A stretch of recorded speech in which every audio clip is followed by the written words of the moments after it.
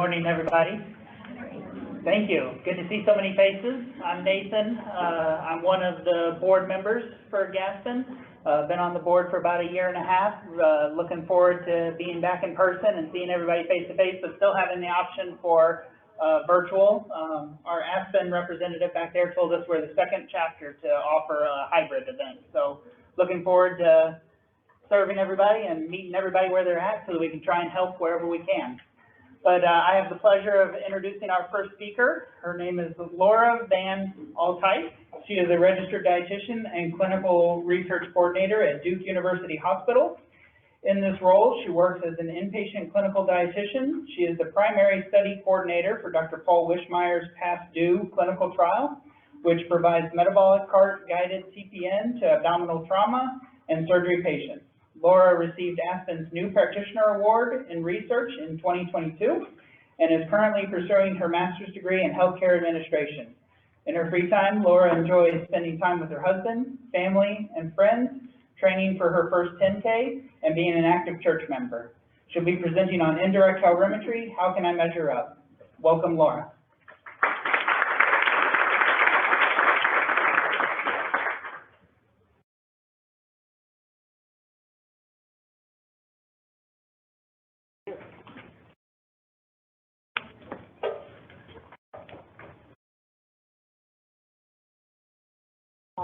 Can anybody hear me? Yes? Does it sound like I have a microphone on? You know.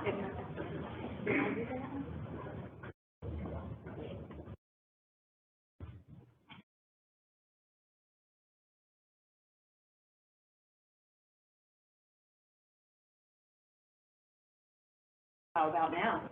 Microphone. Great. Okay, well, thank you very much for that lovely introduction. Like Nathan said, I am a dietitian and clinical research coordinator, so I wear multiple hats every day at the hospital, but I really like it. I feel like I don't do the same thing every day, which is a lot of fun.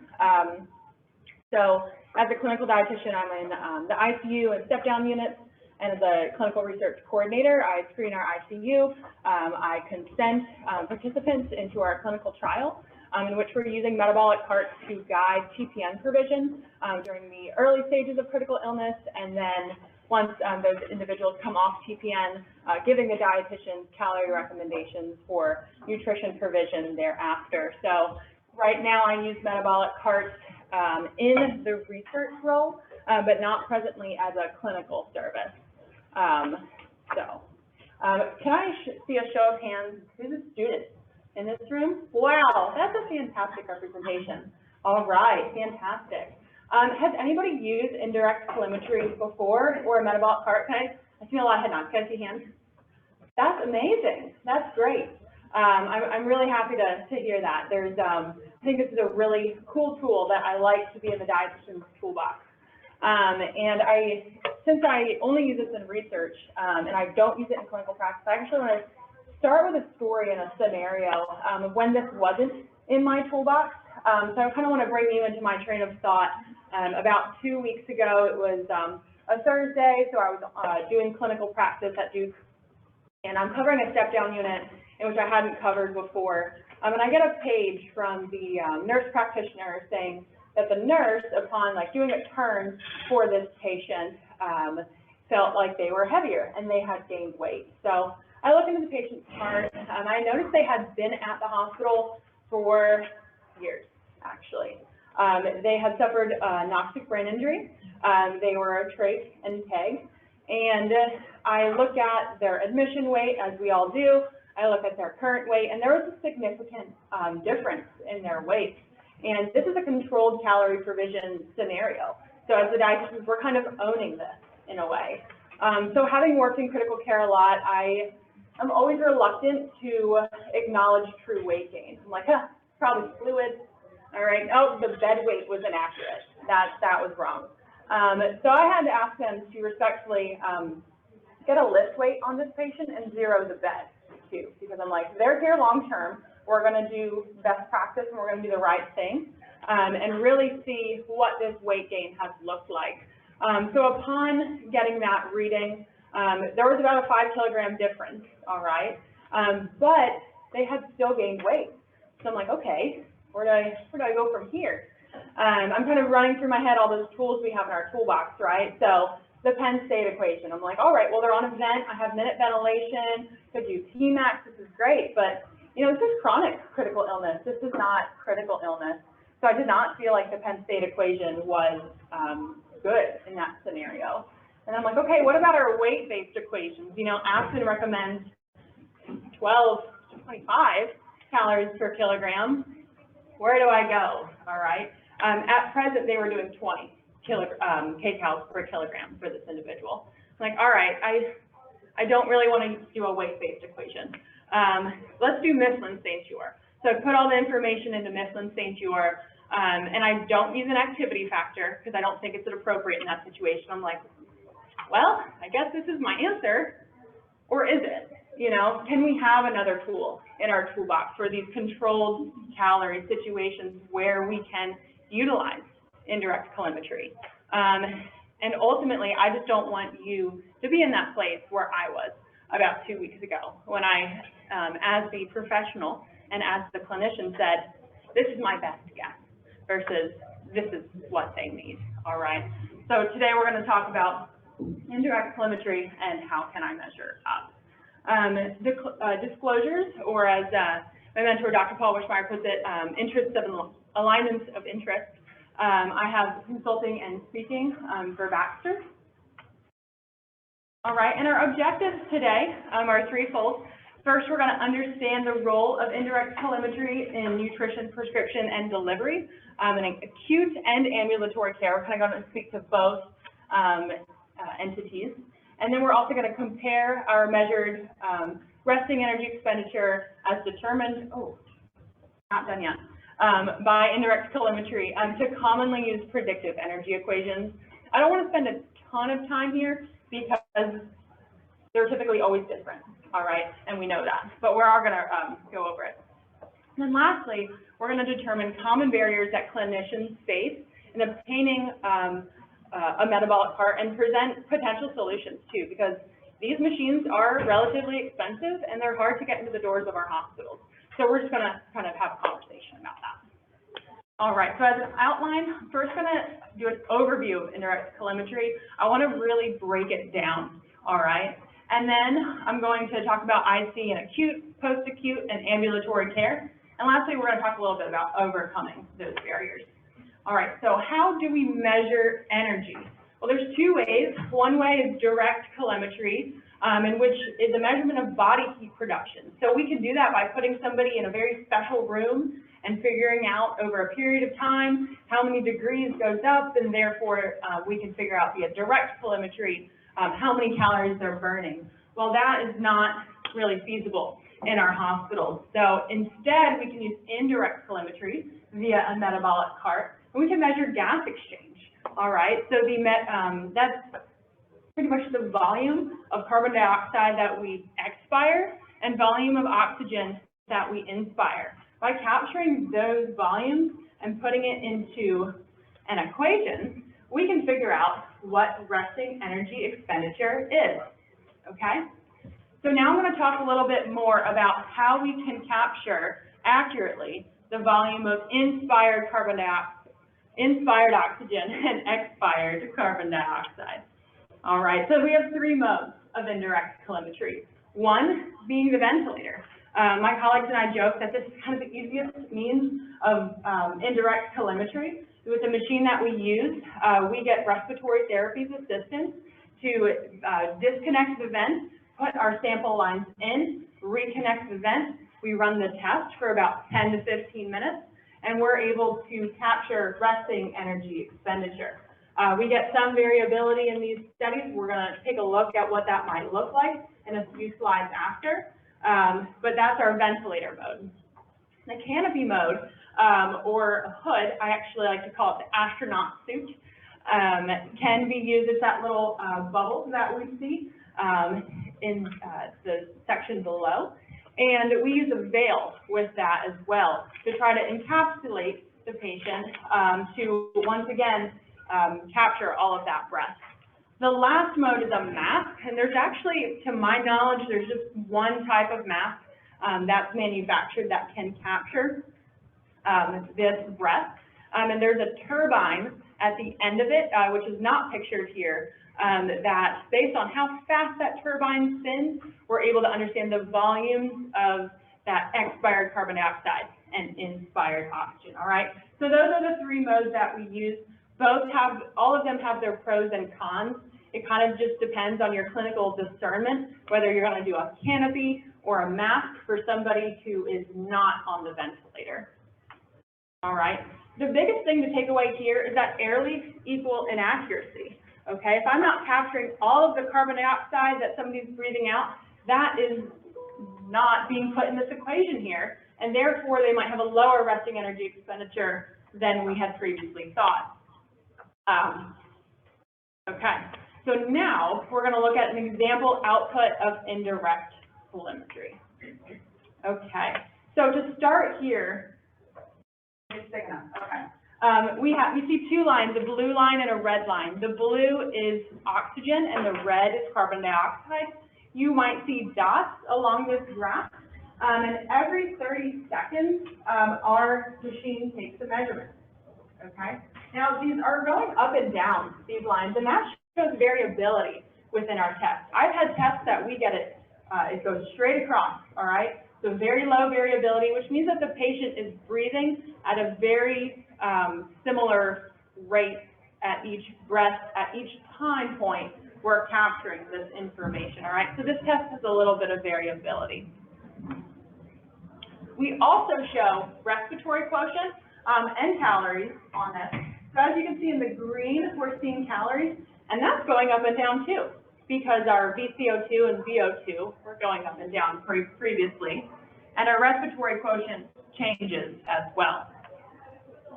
So what we might all be interested in here is the number of calories that come across, in which this test shows 1,595 calories, which I want you to see is 80% of predicted. So we can put predictive energy equations in here, we put height and weight into our machines before we do the test. And it's 80% of the predicted, which means that the predictive equation would have overfed right now, all right, versus our measurement. Okay, we also see respiratory quotient, which I just want to break apart a little bit. Respiratory quotient is actually derived from VCO2 divided by VO2. So since we're breathing out more carbon dioxide than we're breathing in oxygen, we have that the RQ of 0.85, all right? Now, respiratory quotient is pretty much just explains what substrate we're likely metabolizing, all right? So fat has an RQ of 0.7, whereas carbohydrates have an RQ of 1. So at a 0.84, that's somewhere in the middle, saying that this patient is breaking down both carbohydrates and fat. Now, if we run the test, and this has happened before, and we get a measurement that's like 1.3, that shows it's outside of physiological range, the RQ, and therefore our test results might be wrong, and therefore our resting energy expenditure might be wrong. So that's why it's important not only to look at resting energy expenditure at indirect calorimetry, but look at the whole picture as well. So I want to break this down even further, because you might say, Laura, great, carbohydrates, 1, where does that come from?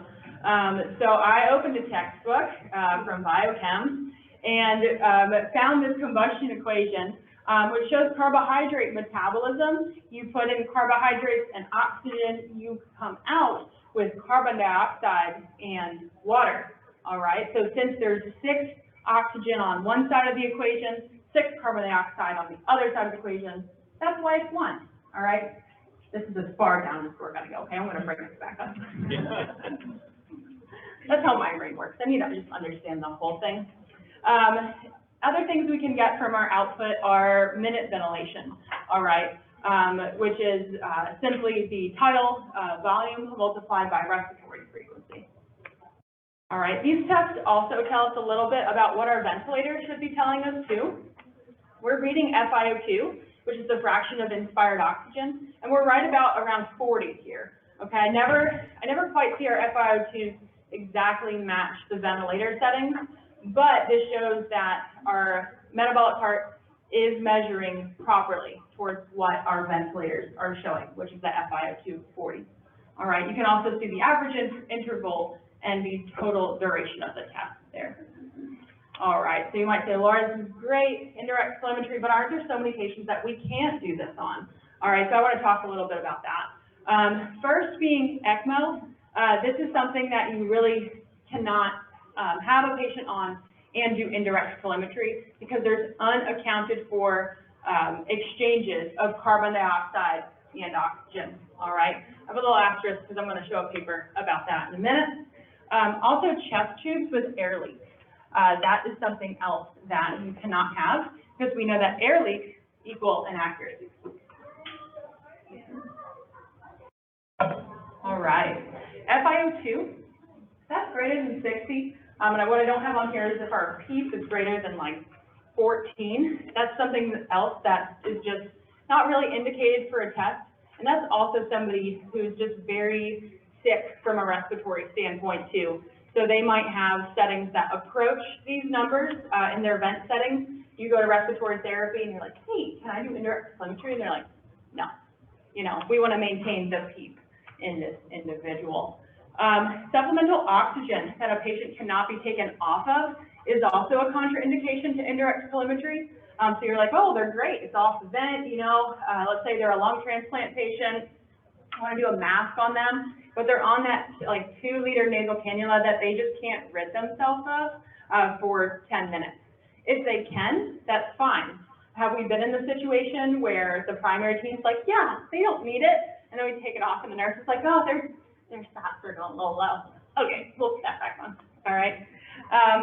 CRRT, actually have a question mark next to this one, because it's been a little controversial if we can do indirect telemetry with a patient on CRRT, so we're gonna speak on that. And then also a mechanically ventilated patient who's just unable to tolerate those connections and disconnections from the ventilator, which is really respiratory therapy's call. At our hospital, I really like to practice very closely with the respiratory therapist. I like to say, don't touch my tube feeds and I won't touch your vent. You know. All right, so talking about chest tubes, I actually learned this from a respiratory therapist because we always thought no chest tubes, can't do any indirect telemetry with chest tubes. And this was all well and good until we had a study patient that had chest tubes. I'm like, oh, I was supposed to do a test on them. So I went to the respiratory therapist, and he's like, well, they're water sealed. There's no air leaks. And he showed me this device at the base of the bed, and pretty much showed me this chamber here and said, well, if there's air bubbles, we know that there's air leaks. And since there's not, you can do a test, and you will get accurate results. So. What I wanted to speak on in ECMO, this was actually performed by Diwali et al.'s group using 2 breath-by-breath indirect telemeters, which are like really big metabolic carts, and custom-made connections to the ECMO machine. So I want to say, yes, this can be done, but you really need to prepare for it, and you need 2 metabolic carts. So it's not something that we're currently doing. CRRT. This was thought to be a contraindication because of CO2 alterations during CRRT, but was determined by Diwali's group again, actually, to have no clinical importance or to have really affected our tests. And I kind of want to ask a question here, and maybe you know more than I do, but for a patient on CRRT, does anybody know how many calories per kilogram is advised? Get it wrong, that's fine. 30? Yeah. Yeah, I think I read 35. Like in the Aspen guidelines, there's maybe like a chart and shows like they're on hemodialysis or peritoneal dialysis or CRRT, 30 to 35. That's not what we see, all right? And that's kind of what I really dislike, is that I feel like our literature is misleading us to overfeeding because we just don't, we assume, yeah, CRRT wreaks havoc on the body. There's a lot of calorie needs, but are there also? So I just don't think there's good guidelines around this either for energy provision. All right, so that was my little ad hoc question. But the first official learning assessment question is which patient would not have a listed contraindications to indirect calorimetry? So I know we put a bunch of words on here, so I'll give you a little bit of time to read it. And then I will ask somebody for an answer, I guess, because we're in person, right? So we can do that.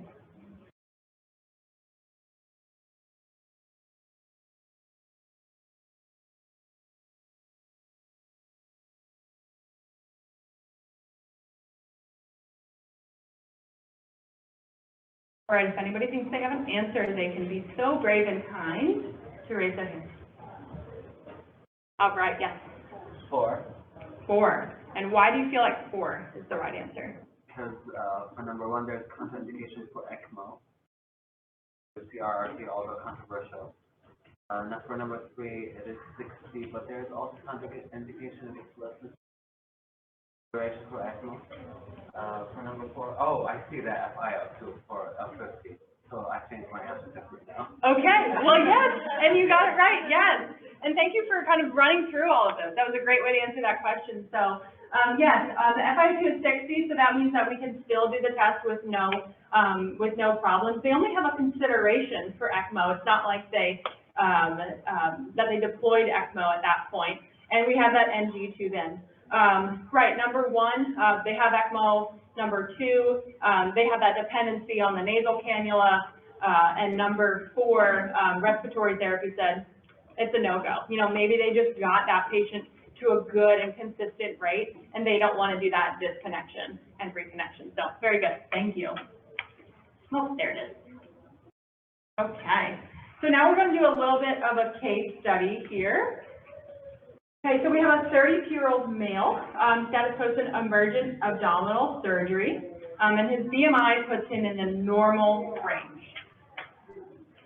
All right. Oh, this test looks similar. So this is ICU day 2, in which this patient is burning 1,595 calories. All right. Now we go to ICU day 5. Whoa, they went up. They went up about 1,200 calories, and I wanted you to notice that their respiratory quotient is moving from previously 0.84, so that mixed substrate utilization, to 0.79. So they're going closer to just that fat substrate utilization, in which we know when we're working out, we start burning carbohydrates, and then for those long workouts, we end up burning fat. All right, so this is ICU day 5. I also want you to notice lower variability in this test too. All right, our lines at VCO2 and O2 are not as jagged, they're pretty straight. And this was off the ventilator, I want to mention. So our variability at the bottom is 4% and 3%. All right, previously it was 11% and 10%. So I really like this test, all right? Okay, now we're out of the ICU. We're on a step-down unit. It's day 12, so this is 1 week since our last assessment, and our resting energy expenditure is 2,050. All right, so now we're going back down, okay? Once again, that respiratory quotient is moving closer towards the fat substrate utilization.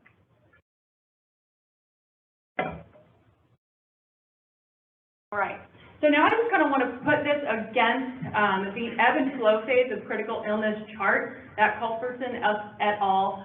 Proposed, in which in the early days of critical illness, we are in a hypometabolic state as we have increased endogenous glucose production, and thereafter move to a hypermetabolic state in the early flow phase, and then in the late flow phase, we kind of even off into a still a little bit of a hypermetabolic state because we're not at 100% of resting energy expenditure, but definitely lower than we were before. And as you can see on day 5, on day 2, 5, and 12, we kind of follow a similar pattern. All right, so as good researchers, this is an N of 1, all right? I'm not saying that this happens for every single patient we get in the hospital, but I didn't even plan this. I just found these consecutive assessments, and I was like, huh, that looks familiar. Okay, so now let's see what predictive energy equations would have done in this scenario. I want to start by just mentioning that predictive energy equations came from a bunch of indirect calorimetry assessments, okay? We're not just doing something novel here. This was really the baseline for everything that has come out. But these equations were also developed in, oh, I should really know this, but like the 40s, the 80s, and nothing has come out very recently. And I want to also mention that our Mifflin-St. Jeor and Harris-Benedict equations utilize static variables, all right? They use the admission weight, all right? Now raise your hand if your admission weight was ever absent from the hospitalization, okay? Or carried over from our outpatient appointment, or it was in the ICU and they had already given fluid, maybe it was day 2 of the ICU. So now you're like, okay, what am I gonna do?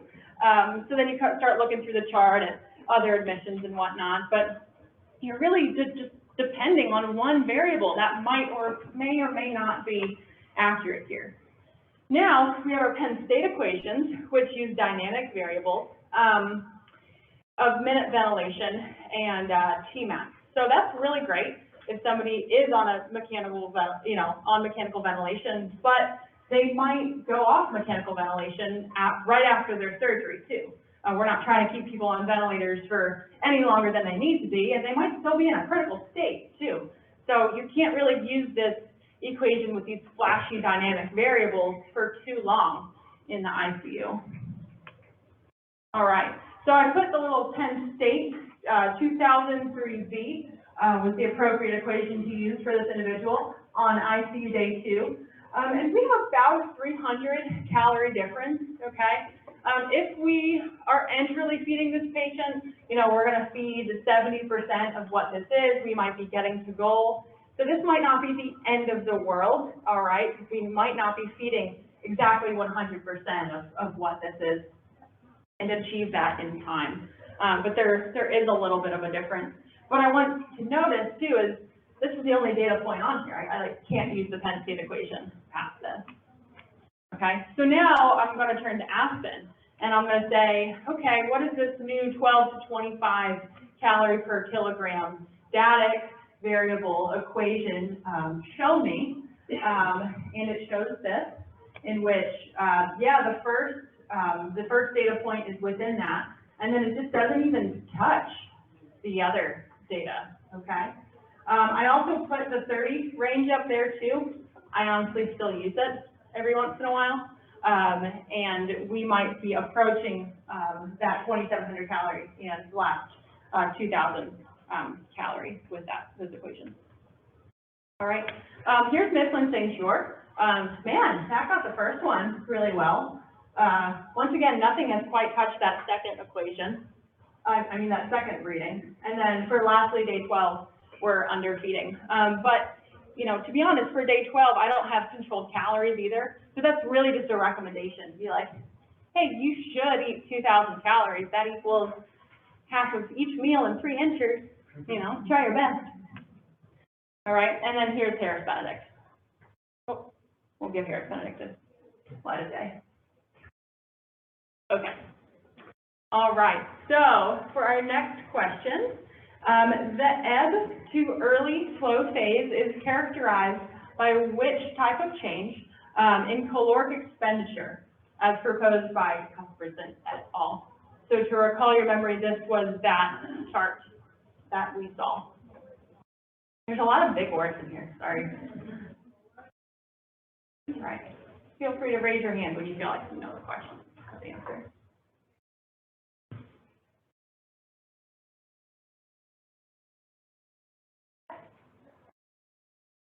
Yes, that is correct.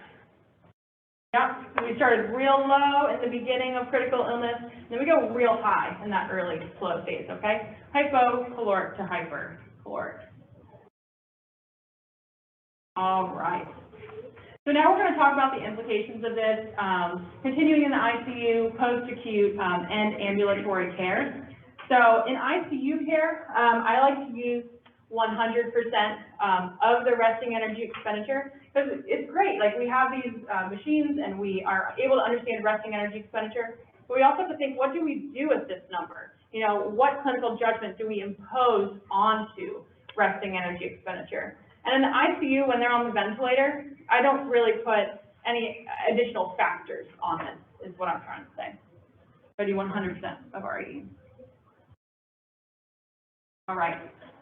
This is the acute care population in which I feel indirect telemetry, in which also this paper felt indirect telemetry, works best on. So we have those hypermetabolic diseases. I was so interested to see what an indirect telemetry assessment would be on a cystic fibrosis patient that's on the ventilator. All right, we've yet to do that, and I have some CF dietitians who's like, my patient just went to the ICU, and I just don't know what to feed them anymore. You know, my recommendations only exist for when they're on the floor. All right, wound care. Okay, our patients who are obese.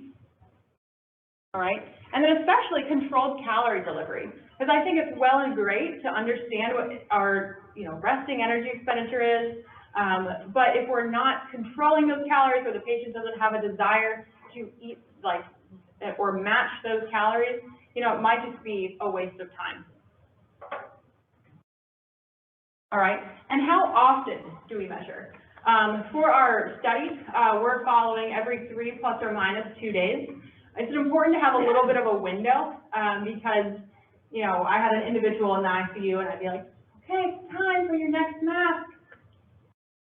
Okay, come back tomorrow. And that's well and fine. We need to promote good sleep during the day if they haven't had good sleep at night, and understand that we're just a small piece of their really big care. All right. So let's say we're out of the ICU, we're on the step-down unit, and we're ambulating a little bit. What we want to do is feed kind of like 120% of our resting energy expenditure, because they're not resting in bed, sleeping all day. They might be, but they also might be working with PT and OT, and perhaps need more calories to account for their exercise that they're doing. And to them, it is exercise too, because from that completely resting state to even just taking one lap around the unit, we need to consider that to be a major increase in their energy expenditure. All right, so how often will we measure for this scenario? I like to do every week. That's what we are doing in our trial right now. And I have these last dates on Thursdays, because Fridays are busy, all right, and they're busy for dietitians too. So also consider what's going to be sustainable for your team to do. All right, and lastly, if you're to do this in ambulatory care, especially in a controlled calorie setting, let's say they're a home TPN patient or something, you want to consider if they're doing more than a 1.2 activity factor on top of their resting energy expenditure. Perhaps they're working out 4 to 5 times a week, and therefore they might have a 1.4 activity factor onto that resting energy expenditure. All right, get your calculators out. So which is the most accurate caloric delivery prescription for a post-surgery patient with minimal ambulation, 2-liter nasal cannula, that we could remove, of course, because we got the assessment, receiving 100% of their calories from enteral nutrition. This is their resting energy expenditure. All right, so what should we deliver via our 2 feed?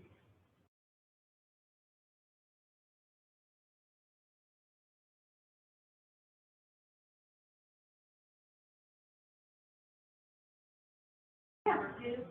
Number 2. Yes, very good. Yep, so 1916 imposes a 1.2 activity factor on top of our resting energy expenditure. All right, so now we are going to do a little bit different of a case study, and this is actually going to take you through a Twitter feed of my friend and colleague, Dr. Paul Wishmeyer, who very publicly walked his followers through his journey getting elective abdominal surgery He's had abdominal surgeries his whole life, and he was doing this one to hopefully prevent more emergent ones in the future. So I had the pleasure of going to Aspen 22 with Paul in Seattle. Baxter was there with their lovely Indirect calorimetry setup. We did a canopy, and Paul had a resting energy expenditure of this. 3,040 calories. Wow. All right. Has anybody met Dr. Wishmeyer in person? Or seen him? Yeah, tall guy, big guy. All right. Works out a lot. Works out a lot. 3,000 makes sense. Okay. So he did the canopy. All right. So then Paul had his surgery. He spent about a week in the ICU, and then had 3 major surgeries actually throughout this experience, and then was 8 weeks NCO. All right, he relied on TPN for his nutrition. Once again, very public about his journey, which makes him, he says, a better physician too, because he knows what his patients are going through. So then there was a post-op assessment done on Paul, in which his resting energy expenditure was 2,948 calories. All right, so compared to his pre-op, it's only about 100 calorie difference. All right, pretty similar, and this was 2 weeks post-op, okay? So now we're kind of in that late flow. Then Paul gets home. He works out. He worked out about 4 to 6 times per week, and has pretty vigorous workouts to maintain lean body mass. Paul proceeded to share his TPN prescription, in which I calculated as 4,050 calories, okay? So, and this was that post-op 2,900 times 1.4, which was an appropriate activity factor for his workout. All right, so I, started to go on some more meetings with Paul as he comes back and whatnot, and he looks great. All right, so I asked him, like, all right, Paul, tell me a little bit about this experience. All right, so he said, I think I was quite shocked and surprised about how many calories I actually required after surgery, and would have never guessed without seeing that metabolic arc data. And as a result, he lost little to no weight.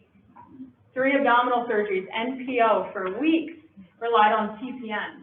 All right, but we knew what he needed, okay? And he's doing really great now. It makes me a little emotional actually, because we work very closely together, and it's just great to see him kind of return to his baseline. All right. So let's talk lastly about overcoming barriers to establishing a metabolic cart team.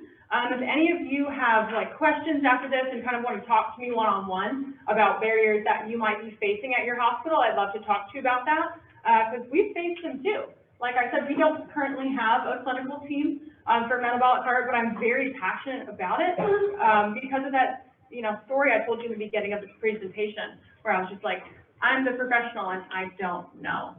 Okay, so what I want to start with is, for the dietitians in the room, indirect telemetry is within your scope of practice.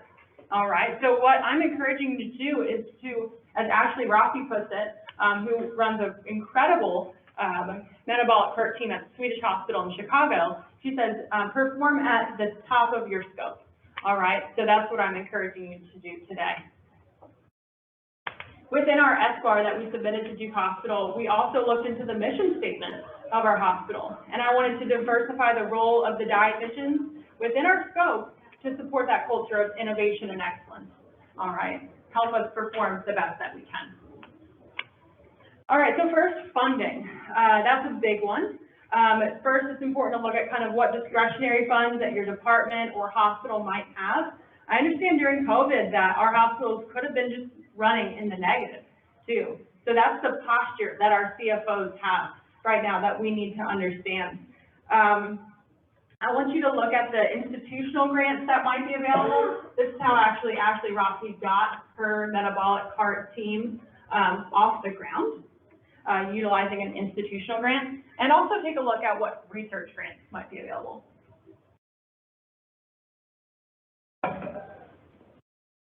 All right, staffing.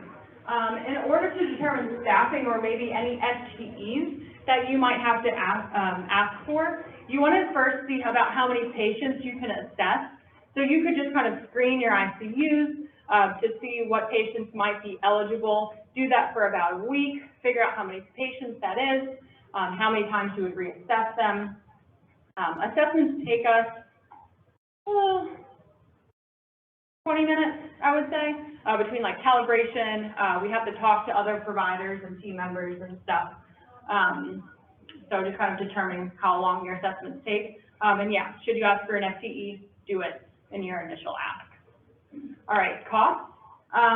Disposable supplies will cost money for these assessments. They run about, I think, $23 to $26, depending on how many assessments you're going to be doing a week. That's how this is charged. But services should be reimbursable. There is a CPT code that is available for the measurement of this inspired oxygen and expired carbon dioxide. What we unfortunately learned, though, is that in the hospital, everything gets billed into like one, master charge bill, and they can't really diversify out like, okay, they did a metabolic cart. This is going back to nutrition services, all right? It might be different at different hospitals. You might be able to work with your PMRO departments to figure that out. But in the outpatient setting, however, these services should really be reimbursable. And might, not very impressive, but you might get around, like, let's say $32 to $40 per assessment, which covers your, well, you wouldn't have disposables in outpatient setting because you wouldn't have ventilator disposables. So that could bring in some money. That could actually probably fund your inpatient service too. What we learned the kind of hard way, I guess, is that some of these companies have cost savings calculators. So what they'll take is like the number of ICU patients they have, the number of nosocomial infections that you are avoiding because you're not under or overfeeding, and therefore they say, we're going to save the hospital $800,000 a year. And the hospital leadership's like, nah. They're just seeing those upfront costs and everything. So you just got to understand that you might get a fancy, wow, we're going to save you, $500,000, and that might not be honored. All right, so culture. I also want you to identify who your stakeholders are. Sometimes we get some really cool attending physicians who are very passionate about nutrition, and you really need to bring them in to your fold and get them just as excited about indirect telemetry as you are, because they might have different tools than you do in the hospital. So just secure that multidisciplinary buy-in. That also goes for your respiratory therapists and those teams as well. If your respiratory therapists feel like they're slammed, they might not be amenable to adding something else to their workload, which is assisting you with helping set up your metabolic cart. But what we've found actually in so many circumstances, they're like, oh, this is so cool. I learned about this in college, but I've never done it before. I'm like, yeah, come on. So that's been fun. Also consider presenting at grand rounds too. I think that's a really great opportunity to speak with the physicians and everybody else at the team. So, all right. All right, so just in conclusion, I started with that story where, knowing what I know and seeing all of the indirect telemetry assessments that we're doing for research, like I just did not feel comfortable in that clinical scenario, and that's nothing that I would want any of you as dietitians to feel, or pharmacists who are dosing TPN and TPN calories. I also encourage you to perform at the top of your scope of practice, all right? And I think indirect telemetry is also just really great for, like, if you establish a team at your hospital, just bringing in other dietitians too. I don't know about you, but it's, I feel like every field is lacking healthcare providers. So I think it's also a way of attracting people into the field and into your establishment to work. All right, well, thank you very much for your time and attention. This was a pretty deep topic pretty early on, so I appreciate it. Feel free to open it up to questions, and also send me an email if you're interested in the SBAR that we wrote for our indirect telemetry and metabolic cart team. at the hospital. I'd love to send it to you. How much does like the minimal part in general cost without any fund? Yeah, good question. So I haven't done market research to understand what these machines cost from a multitude of companies, but the one that we currently use at the hospital is around $20,000. Yeah, $20,000. How many do y'all have? For research, we have 3. Yeah. Yeah, for the S-bar, we ask for 2, but depending on the size of your hospital, you could probably get away with 1. Yeah. Yeah. How long does it wait before you? Okay. So the individual you're talking about, do they come into the hospital just like being able to eat a regular diet and they're getting supplemental enteral nutrition? Inpatient, yeah.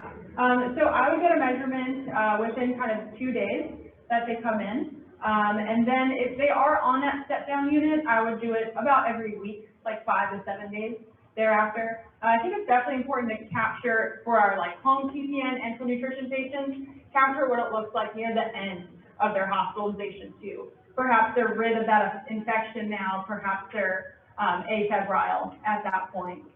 So I think, within 2 days of discharge would also be a good. About 8 hours of fasting between both feeding or feeding along with the weight. Oh, I'm sorry. I see what you're saying. Yeah, I understand what you're saying. So we actually don't take into account when a patient has been fed in order to do our assessments, just because that thermic effective food we have determined is pretty negligible to what their resting energy expenditure is. Because it's about 10%. So what I'm really trying to understand is, do they need 1,300 calories? Do they need 1,800 calories? Not do they need 1,750 calories versus 1,800? Yeah. Good question. Thank you. Yeah. So in acute phase ICU patients, let's say the person, Yeah. how do you target your nutrition intake versus your measurement? I mean, certainly you're going to get Mhm. low phase. Are you targeting it to hit those numbers? Are you factor, or are you just eating? Yeah, no, that's a great question. So right now our guidelines suggest that we feed 70% within those first 7 days. So we will do permissive underfeeding during that time, and then bump up to 100% of resting energy expenditure once they're out of that real critical state. So even if they come off the ventilator within those 7 days, we will bump it up to 100% too. Yeah, but we will underfeed at 70%. So, maybe 80% if we're trying to hit protein goals. Yeah. And one online, can I read it? Yeah, please. All right, so one of our online questions, in case study 1 on ICU day 2 with variability at 11 and 10, at what variability would you invalidate or caution your indirect calorimetry results, or how would you handle this higher variability? Ooh, I love it. I would caution it at 11 and 10. We sometimes it will be like 12 and 13 as well. And at those points, the first thing we try to do is get more data, and therefore we can start to drive down those variabilities just because we have a longer assessment. Yes, I would caution it at 11 and 10, and still use that data, however, because it still is a measurement, and it's better than nothing, and it's different than what our predictive would have been. Yeah, but that's where your clinical judgment comes into it too. It's not like you're just gonna hook up a machine, do it for 10 minutes, disconnect. I always like to, I'm in the room, I continue to look at our data, and then stop the assessment when appropriate. Anybody else?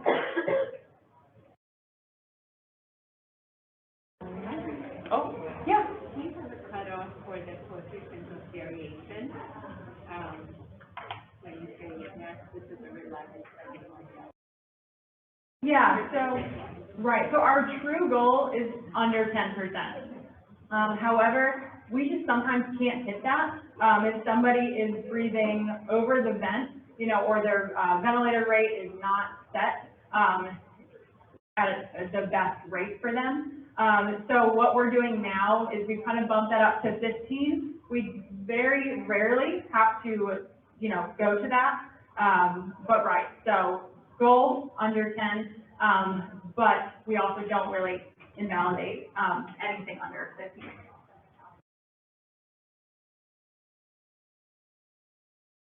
Second one. Okay. All right, well, thank you, everyone.